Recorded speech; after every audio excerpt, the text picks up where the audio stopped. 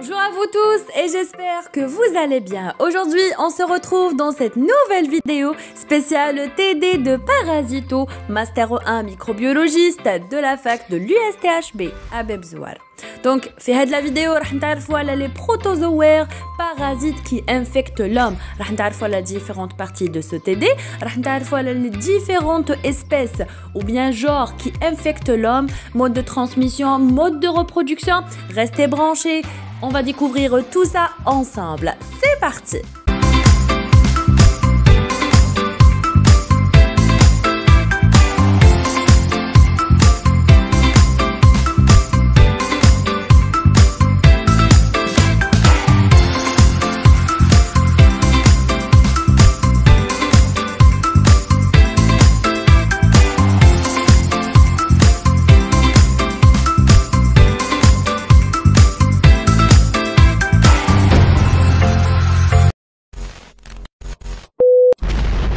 Alors, aujourd'hui, on va voir les flagelles sanguins. Sminahum des flagelles sanguins parce que ce sont des parasites à flagelles sanguins, d'accord? C'est des parasites à flagelles. Donc, par rapport à leurs flagelles, nous tout court des flagelles sanguins. Ok? Très bien. Alors, ces flagelles sanguins se trouvent dans le sous-phylum Mastigophora, d'accord? Ils se trouvent dans le sous-phylum Mastigophora, dans l'ordre des Kinetoplastida. L'ordre Kinetoplastida. Ce sont des parasites hétérotrophes. Hétérotrophe, yani, il vit à la proximité d'une hôte et il se nourrit avec l'hôte, d'accord? Il se nourrit avec l'hôte, ok? Très bien. Ils ont un complexe kinétoplastique. Voilà, c'est par rapport à l'ADN. Après, vous allez voir ça dans les schémas. Sous-ordre, le sous-ordre, c'est Trypanosomatina. Trypanosomatina. Très bien. Et le genre, c'est Trypanosoma leishmania. C'est une espèce, d'accord? Donc, Trypanosoma leishmania. Ici, on a une figure de Trypanosoma sp. Trypanosoma sp. Ok? Donc, elle est sous forme de trypomastigote. La forme trypomastigote, c'est une forme des parasites dans le cycle de vie de ces parasites. راح تشوفوا هاد la forme le cycle de vie de ce parasite. Donc voilà, c'est sous microscope électronique. Ici, on voit le parasite, il est sous forme de flagelle, ou bien il est flagellé. Ok, il porte un flagelle. Il a des mitochondries qui sont vraiment allongées. Alors, quand tu vois le mitochondrie, oui, là, tout au long, le parasite. On a un noyau qui est au milieu. Pour ce genre-là, il est au milieu, d'accord? On a kinétoplaste, ok? Il est postérieur, kinétoplaste, il est postérieur. Et vous avez poche du flagelle. Poche du flagelle, ok? Donc voilà, ici, on voit le genre Trypanosoma encore. Donc regardez. Regardez. On a le kinétoplaste postérieur. On a le flagelle libre. Membrane ondulante. Elle est ondulante parce que donc elle est ondulée. Elle est ondulante. C'est une membrane ondulante. Noyau central. Ou باش نعطيكم une information هذا généralement يتاح بزاف les interros, les examens يسقسوكم comme la trypanosoma. Ok? Très bien. Donc, c'est une parasite sanguine ou bien du sang. Voilà. Je vais vous laisser voir sous microscope ces espèces-là et on revient pour terminer notre TD.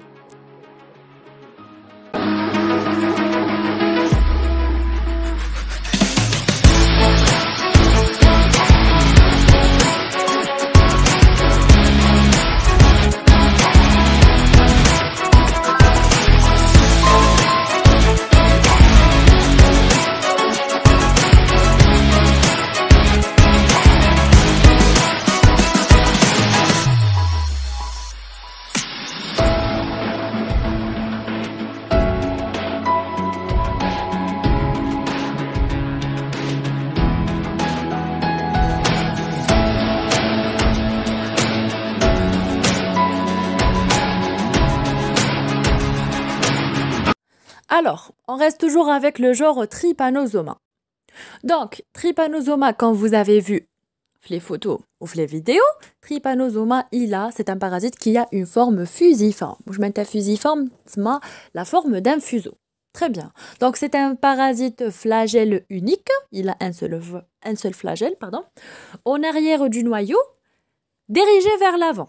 Très bien. Il est relié, donc relié à la masse cytoplasmique par une membrane ondulante, qui c'est la membrane, elle est ondulante de ce parasite-là. Donc, et il a un kinétoplaste. Très bien.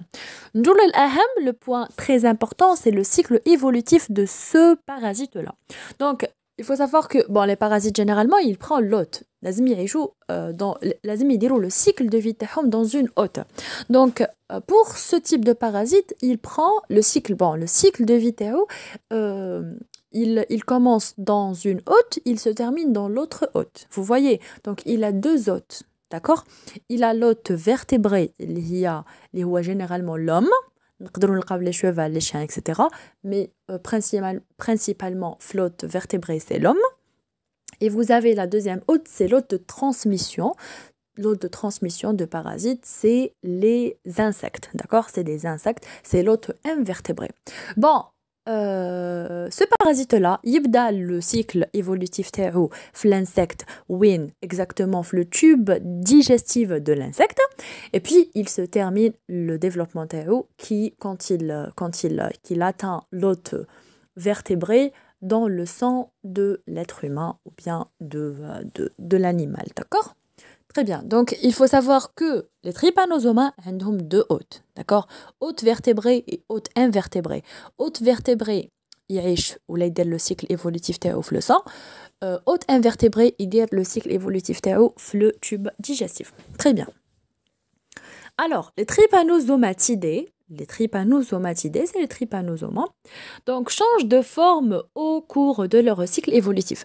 Donc, comme le cycle évolutif il change de forme, d'accord? Donc, il y le hôte vertébré, il y a ou qui le hôte invertébré, il y a donc les formes sanguinoles.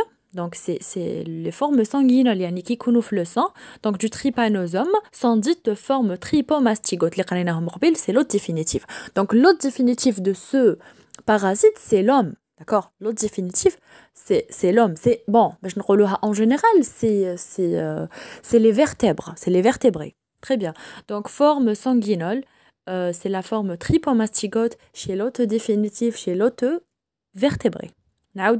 Donc, la première forme de trypanosoma, c'est la forme sanguinole. نقولوا لها forme tripomastigote, نلقاوها chez l'hôte définitif ou l'hôte vertébré. Très bien. La deuxième forme, donc dans les glandes salivaires de l'hôte invertébré. Les glandes salivaires. Les glandes salivaires, t'as les insectes. Très bien, donc le parasite se raccourcit et son kinétoplaste migre à l'arrière du noyau. C'est la forme hypémastigote. Je fais oublier l'hôte invertébré. نلقاو ce type de parasite dans les glandes salivaires sous forme de épimastigote. D'accord? Donc, épimastigote. Pour résumer tout ça, donc, le parasite, il a deux hôtes, hôte vertébré, hôte invertébré. Il prend deux formes,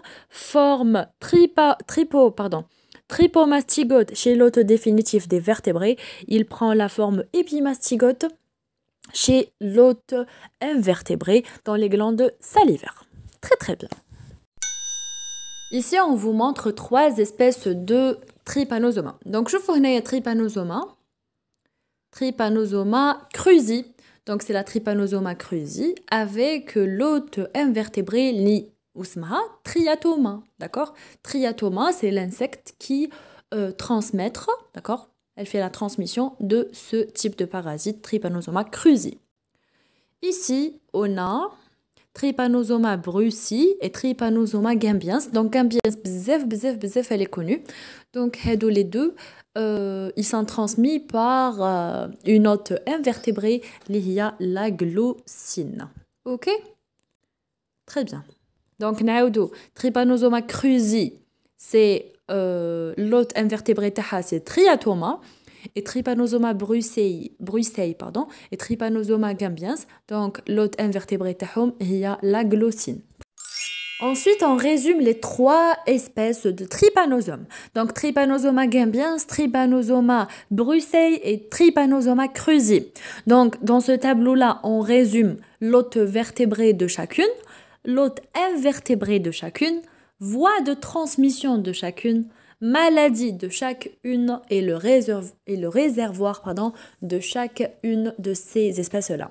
On commence par Trypanosoma gambiens, d'accord? Donc l'hôte vertébré de Trypanosoma gambiens, c'est l'homme, d'accord? L'hôte définitif de ce parasite-là, c'est l'homme.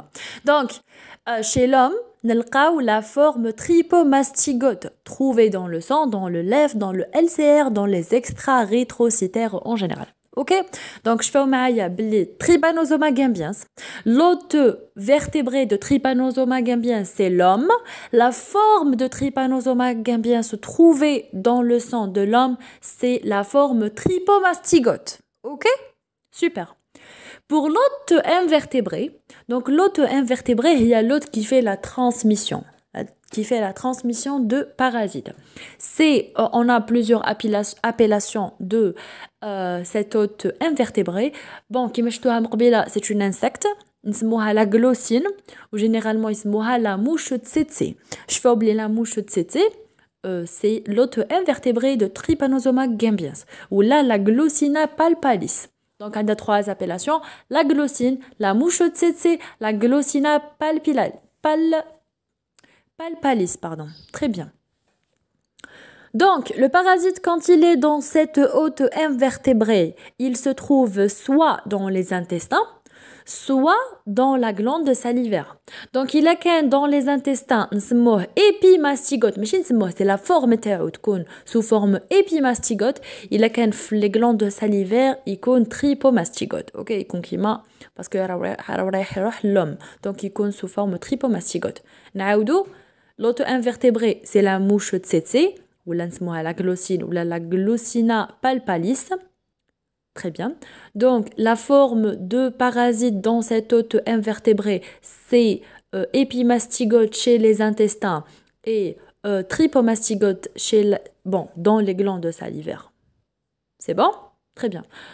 La voie de transmission, maintenant, vu que c'est une insecte, automatiquement, on va transmettre le parasite par une piqûre de mouche tsetse.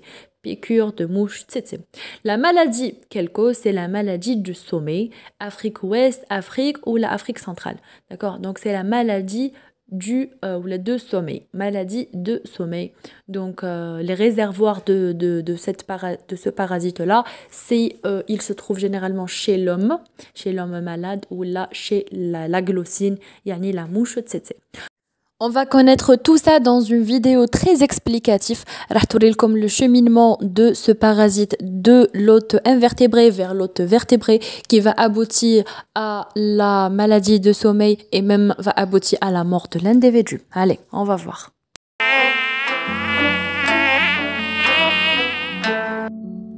Le cycle de la maladie de sommeil commence par une piqûre de la mouche tsetse. Si la mouche pique une personne déjà malade, elle ingère des parasites avec le sang. Ces parasites de trypanosome se concentrent dans le tube digestif de la mouche. Un jour plus tard, le parasite migre dans les glandes salivaires de l'insecte. À la prochaine piqûre, la mouche tsetse contaminera une nouvelle victime.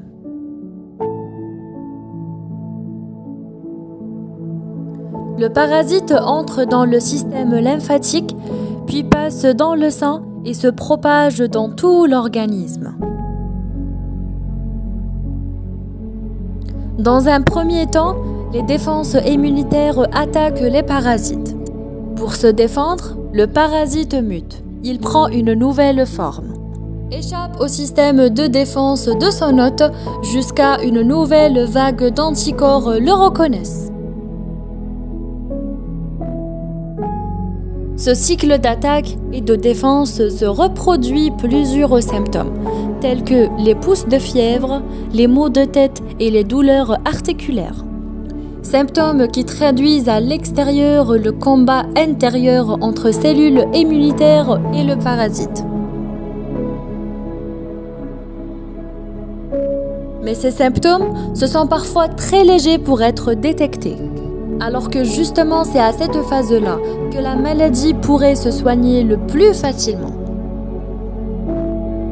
Quand la maladie n'est pas soignée à temps, le parasite se dirige vers le cerveau. Un filtre protège le cerveau des agents pathogènes, des toxines et des hormones qui circulent dans le sang. La barrière hémato-encéphalique. Mais le trypanosome réussit à la pénétration. À ce stade, comme la barrière hématocéphalique bloque aussi certaines molécules médicamenteuses, la maladie est bien difficile à être soignée.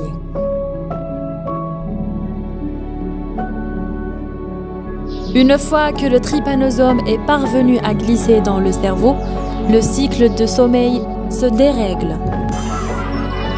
Le malade souffre de confusion mentale, troubles de la coordination, alterne des moments de grande fatigue et des moments d'agitation. Il dort le jour et il veille la nuit. La détérioration de son système nerveux le plonge finalement dans un coma. Son traitement, c'est la mort. Revenons toujours à notre cours. Maintenant, on passe à Trypanosoma brucei. D'accord? Donc, Trypanosoma, c'est comme Trypanosoma gambiens. Donc, l'hôte vertébré, c'est l'homme. C'est trypomastigote. On le trouve, on trouve le parasite sous forme de trypomastigote. On le trouve dans le sang, dans le lymphe, dans le LCR, pardon. Donc, l'hôte invertébré, c'est toujours la mouche tsetse, ce qu'on appelle aussi la glossine ou bien la Glossina morsitans, d'accord? Glossina morsitans. On a deux formes de parasites, c'est comme la première. Donc, épimastigote dans les intestins, trypomastigote, c'est dans les glandes salivaires. Donc, la voie de transmission, c'est par piqûre de mouche tsetse. Donc, la maladie, c'est une infection aiguë. C'est une infection aiguë, africaine orientale et africaine australe. Donc, le réservoir de ce parasite-là, c'est chez l'homme, chez la glossine et chez les animaux aussi domestiques et des animaux sauvages. Je vais vous laisser voir ce qu'il fait ce parasite-là au monde africain. Human African trypanosomiasis, or sleeping sickness, is a fatal disease threatening 60 million people across sub-Saharan Africa.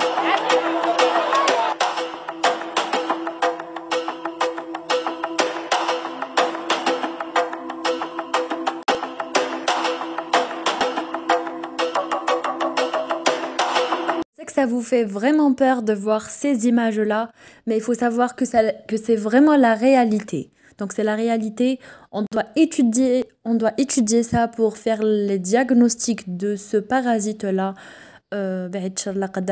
Qui c'est des individus, on doit vraiment trouver ce parasite-là pour donner le traitement le plus tôt possible. On ne perd pas le patient. Allez, revenons à notre cours. Donc maintenant, on va voir Trypanosoma cruzi. Donc Trypanosoma cruzi, c'est l'hôte définitif de Trypanosoma cruzi, ou bien l'hôte vertébré, c'est l'homme toujours. Donc on trouve Trypanosoma cruzi chez l'homme sous deux formes. Donc amastigote. D'accord? Un mastigote dans la peau, dans les muqueuses, dans l'œil, dans les monocytes, les macrophages intracellulaires. Et on trouve la forme trypomastigote dans le sang. Ok? Naoud. Donc, Trypanosoma cruzi. On la trouve chez l'homme. Donc, l'hôte vertébré, c'est l'homme. Elle travaille sous deux formes. Amastigote et trypomastigote. Donc, amastigote, c'est chez les monocytes. Mais chez les monocytes, les macrophages, les intracellulaires, la peau, les muqueuses et l'œil. Elle travaille sous la forme amastigote. Une fois elle est dans le sang, elle travaille sous la forme trypomastigote. Très bien. Donc, l'hôte invertébré, c'est Triatoma. Triatoma, c'est une insecte, d'accord? Hôte invertébré, triatoma ou bien Rhodneus sp, punaise, on l'appelle punaise. Donc, نلقاو في l'estomac de cet insecte-là, نلقاو le parasite sous le nom de épimastigote, ou نلقاو le parasite dans cet insecte-là, dans ses intestins postérieurs, نلقاوه sous forme tripomastigote.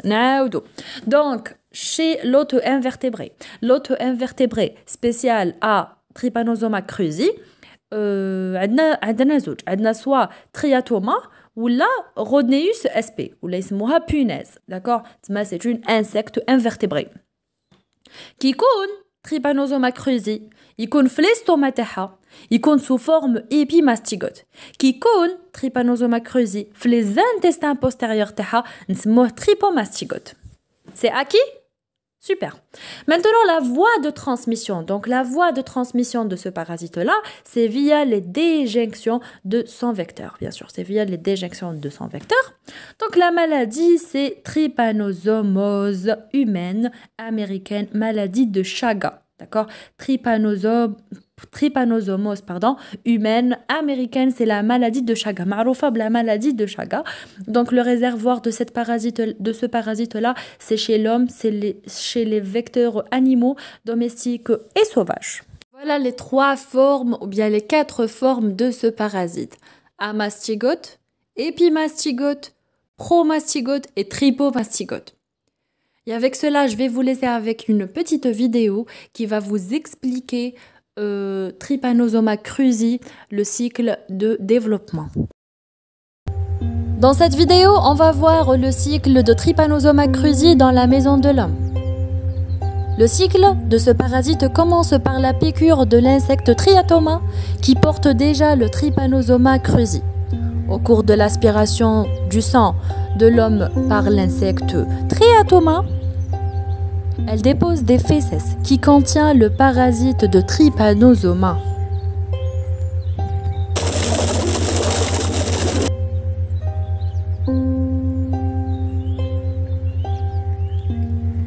Après la piqûre, l'homme va gratter sa peau. Et là où il va pénétrer le parasite par le trou vers le milieu intracellulaire et puis vers le sang. Il circule dans le sang afin de trouver des cellules pour faire sa division. Des macrophages, des cellules musculaires, des cellules épithéliales et des cellules nerveuses. Dans cet exemple-là, le parasite va trouver des macrophages. Là où il va rapprocher de macrophages pour essayer de pénétrer. Le macrophage va faire le processus de phagocytose. Il va pénétrer le parasite au milieu intérieur. Une fois le parasite il est à l'intérieur, il va se protéger par une vacuole. À ce stade-là, le parasite va se transformer en amastigote. Et puis cette transformation-là va aboutir à la disparition de la membrane de la vacuole. Les amastigotes vont commencer leur division plusieurs fois. A2, A4, A8, A6, etc.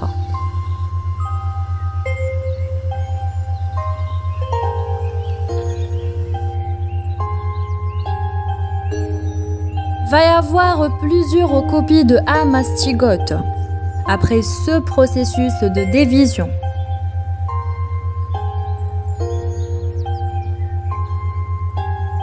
Et puis les amastigotes vont se transformer en tripomastigotes. Les tripomastigotes vont commencer à bouger et faire des mouvements afin de casser la membrane de macrophage et sortir de cette cellule-là et se libérer dans le milieu extracellulaire. Une fois ils sont sortis, ils vont chercher d'autres cellules pour les pénétrer et faire leur cycle de développement.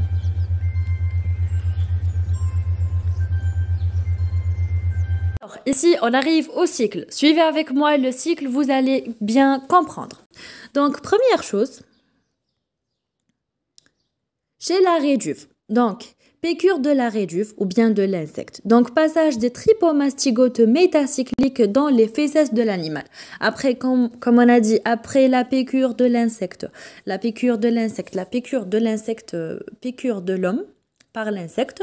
Donc, l'insecte va poser des fesses qui contiennent des tripomastigotes, d'accord? Donc, une fois les tripomastigotes sont sur la peau de l'hôte ou bien de l'homme, il va gratter sa peau et là, les tripomastigotes métacycliques pénètrent dans les différentes cellules au niveau de la piqûre. Donc, à l'intérieur, ils se transforment en amastigote. Donc, voilà, une fois le tripomastigote trouvé dans les fesses et pénétré après que l'homme a gratté sa peau, donc ils vont pénétrer au milieu intracellulaire, ils vont se transformer en amastigotes, d'accord? Ils vont se pénétrer par la peau, par les muqueuses ou bien par l'œil, d'accord? Donc naoudou, les tripomastigotes métacycliques vont se transformer en amastigotes. Et puis les amastigotes vont passer aux différentes cellules comme les cellules de muscles. Donc les amastigotes se multiplient par fission binaire. La multiplication se fait par fission binaire. Des cellules dans les cellules des tissus infectés. Donc, Donc, quand les amastigotes arrivent aux tissus infectés, ils vont faire leur multiplication par fission binaire des amastigotes. Très bien. Donc, les tripomastigotes peuvent infecter d'autres cellules et se transformer en amastigotes intracellulaires dans les nouveaux sites d'infection. Les signes cliniques peuvent en résulter de ce cycle infectieux. Donc là, les tripomastigotes peuvent voir d'autres sites d'infection infectés et faire leur cycle de développement et faire leur division par fission binaire. Ok ? Jusqu'à là, le trypanosome, le tripomastigote a devenu amastigote par une fission binaire dans les cellules, bien dans les sites infectés. Très bien. Donc, ici, les amastigotes intracellulaires se transforment en tripomastigotes à nouveau, d'accord? Puis, sortant de la cellule et entrant dans la circulation sanguine. Comme on a dit tout à l'heure, donc les amastigotes, ils ont fait beaucoup de divisions par fission binaire pour donner naissance à plusieurs tripomastigotes, d'accord? Donc, ici, on a plusieurs copies de tripomastigotes. Là, les tripomastigotes vont sortir de la cellule infectée, comme les macrophages par exemple, ou bien comme les cellules musculaires. Donc ils vont sortir de ce milieu pour passer dans le sang, d'accord? Pour passer dans le sang de l'individu. Et là, quand les tripomastigotes sont présents dans le sang de l'individu ou bien de l'homme, la mouche ou bien l'insecte va faire une piqûre, d'accord? Donc va faire une piqûre, elle va prendre ingestion de tripomastigote. Donc là, c'est l'ingestion de tripomastigote. Donc l'insecte va prendre avec elle le tripomastigote avec la prise du sang. D'accord?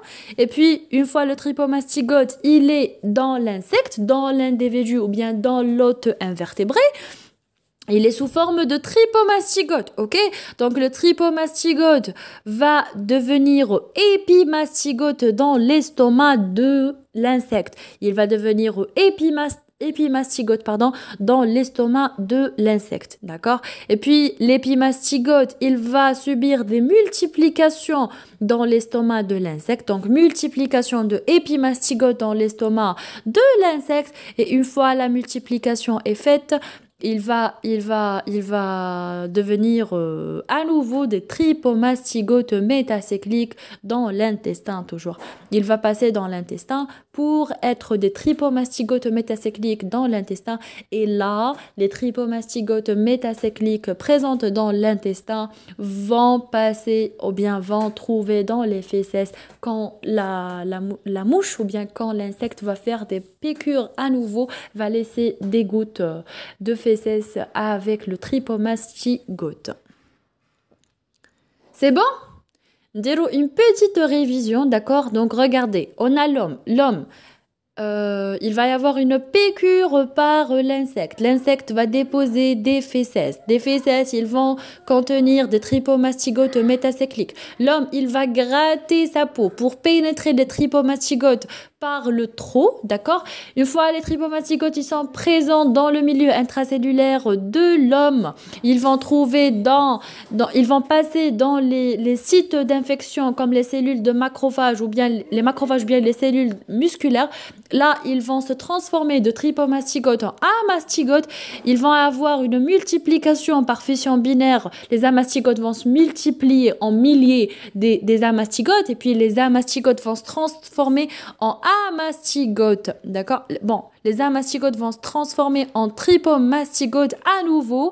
D'accord? Et là, ils vont passer dans le sang pour que la mouche ou bien l'insecte va prendre à nouveau une autre prise de sang qui contiennent le parasite sous forme de tripomastigote. Une fois le tripomastigote, il se trouve dans la mouche ou bien dans l'insecte, il va se transformer en épimastigote dans l'estomac de la mouche. Les épimastigotes trouvés dans l'estomac de la mouche vont se multiplier en plusieurs copies de épimastigotes et après les épimastigotes vont retransformer à nouveau en tripomastigotes trouvés dans l'estomac et puis trouvés dans les intestins. Et une fois ils sont trouvés dans les intestins, quand la mouche elle va faire des piqûres à nouveau, elle va laisser dans ses fécès ce type de parasite et c'est fini notre cycle.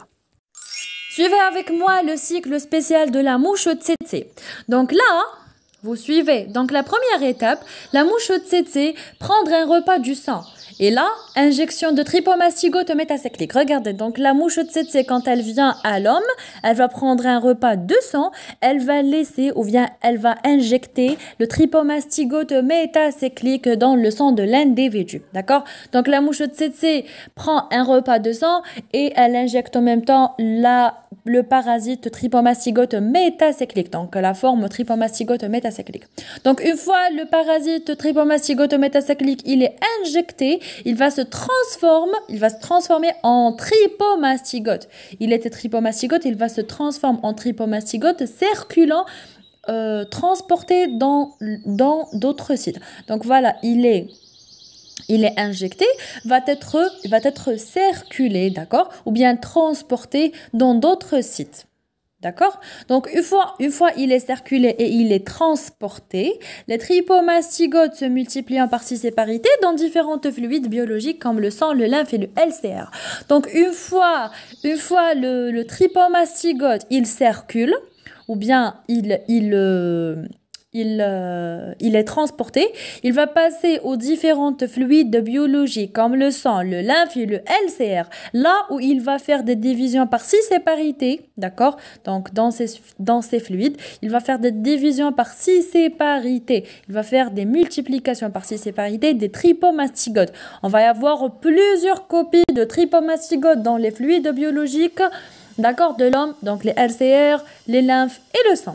Donc là, les tripomastigotes, ils sont sous plusieurs copies. Là, ils vont passer dans le sang. Donc là, le sang, il est contaminé par des tripomastigotes, d'accord, qui circulent dans le sang. Une fois il circule dans le sang, la mouche tsetse, quand elle vient pour prendre un autre repas à nouveau, même si elle n'est pas contaminée, elle va prendre avec elle, ou bien elle va ingérer, elle va prendre de tripomastigotes qui circulent dans le sang. Donc là, ils vont pénétrer dans la mouche tsetse.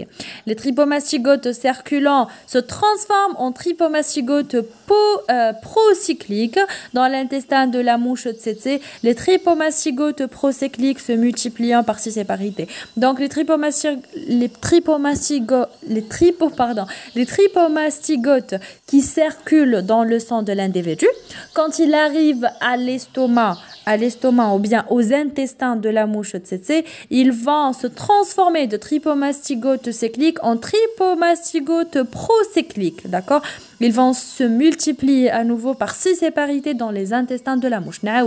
Donc les tripomastigotes trouvent dans le sang de l'individu, ce sont des tripomastigotes circulants, d'accord? Quand il arrive à l'intestin de la mouche tsetse, ils vont se transformer en tripomastigotes procycliques, d'accord? Ils vont se multiplier par six séparité, ok? Donc, une fois les tripomastigotes, ils sont procycliques, ils vont quitter l'intestin et se transformer en épimastigotes. Donc, une fois ils sont transformés en tripomastigotes procycliques, ils vont quitter l'intestin et se transforment en épimastigotes. Ok? Je répète. Donc, une fois les tripomastigotes procycliques quittent l'intestin, ils vont se transformer en épimastigotes. C'est bon, ils sont sous forme épimastigote, la 8e étape. Donc, ils se multiplient dans les glandes salivaires et se transforment en promastigotes métacycliques. Donc là, ils vont passer aux glandes salivaires pour se transformer à nouveau aux promastigotes métacycliques. Ils vont devenir des promastigotes métacycliques. Donc, les épimastigotes se multiplient dans les glandes salivaires et se transforment en promastigotes métacycliques. Ok, une fois ils sont sous forme promastigotes métacycliques, quand ils vont prendre un nouveau repas de sang d'un autre individu sain, ils vont injecter ces tripomastigotes métacycliques dans un autre individu sain et ils vont lui contaminer. Le parasite faire le cycle de développement à nouveau. Bon, on va récapituler tout ça brièvement. Alors, vous suivez. Premièrement, la mouche tsetse prend un repas de sang de l'individu. D'accord? Quand elle prend un repas de sang de l'individu, elle va injecter en même temps des tripomastigotes métacycliques, ok? Des tripomastigotes métacycliques. Donc, une fois elle prend le repas, elle va ingérer ou bien injecter des tripomastigotes métacycliques dans l'individu sain. D'accord? Il n'est pas contaminé. Une fois le tripomastigote métacyclique il est injecté, il va se transformer. Donc, il était métacyclique. D'accord? Il était métacyclique. Il va se transformer en tripomastigote circulant. D'accord? Il va se transformer en tripomastigote circulant pour se transporter et pour qu'il se circule. D'accord? Une fois le tripomastigote se multiplie, une fois il circule et il est transporté, il va se multiplier par six séparités, d'accord? Par multiplication par six séparités. Donc, où il va faire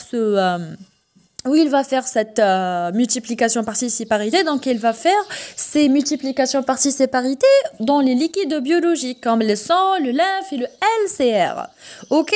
Donc, c'est bon. Le tripomastigote, il est multiplié. On a plusieurs copies. Il va passer dans le sang. Donc, ici, le tripomastigote, il se présente dans le sang. Voilà. Donc, le tripomastigote, il se présente dans le sang. Voilà, donc là, la mouche tsetse, quand elle va prendre un repas à nouveau, quand la mouche tsetse, elle est aussi saine, elle ne contient pas le parasite, elle va prendre un repas d'un individu contaminé qui contient les tripomastigotes dans le sang, d'accord? Elle va prendre le tripomastigote cyclique, d'accord? Pas cyclique, le tripomastigote circulant, elle va le prendre elle va prendre par le repas sanguin qu'elle a pris de l'individu contaminé. Et là, les tripomastigotes circulants vont se transformer en tripomastigotes procycliques. Donc, fahmtou. Les tripomastigotes circulants vont se transformer en tripomastigotes procycliques dans l'intestin de la mouche tsetse et les tripomastigotes procycliques se multipliant par six séparités. Donc voilà, les tripomastigotes circulants, ils vont devenir des tripomastigotes procycliques et là, ils vont subir une multiplication par six séparités. Une fois, on a plusieurs copies de tripomastigotes procycliques, donc ils vont quitter l'intestin pour se transformer en épimastigotes.